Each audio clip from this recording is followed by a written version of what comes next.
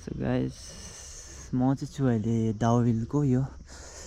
forest park यो चाहिँ यहाँबाट छ यस्तो हो एन्ट्रेन्स त म चाहिँ अब एन्ट्री गर्दैछु हेरौँ के छ यहाँ हैन जाडो छ नि त अम्बो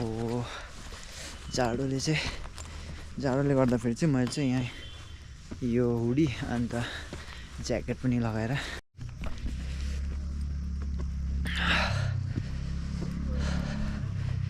यस्तो छ हैन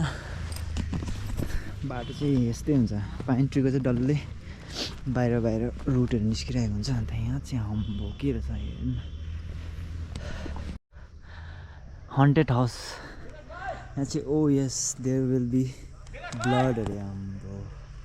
यस्तो छ हैन अन्त यो चाहिँ छ dangerous marks there will be blood भनेको त्यस्तो रहेछ हैन अम्बो सो स्केरी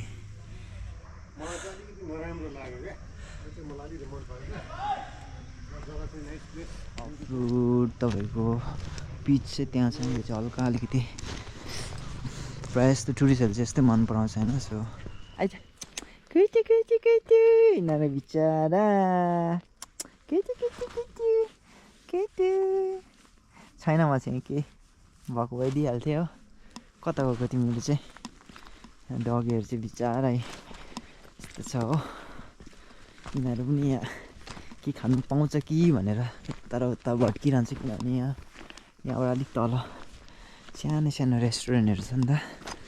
अन्त आइज हो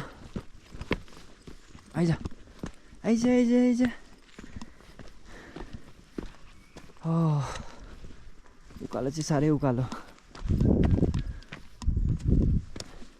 मेरो ग्याङहरू मसँग माथि गएछ भने चाहिँ यिनीहरूले ओ यो चरालाई हेर्दैछ हो होला ए खेदा गन सिकारी पो रहेछ हन्टर यहाँ चाहिँ गेमिङ जोन अरे हो पाइन फरेस्ट गेमिङ जोन यहाँ चाहिँ कस्तो खाले गेम चल्छ कुनै याद भएन यार के चाहिँ छ एक्चुअलमा अरू त केही छैन सायद केही गेमहरू खेलाउँछ यसमा होइन तर अहिले चाहिँ टाइम भएको छैन होला किनभने अहिले बेसी टाइम पनि त भएको छैन टुरिस्टहरू आउने टाइम छ यति बिहान हामीले चाहिँ बिहानै हिँडेको बिहानै 6 बजीतिर हिँडेको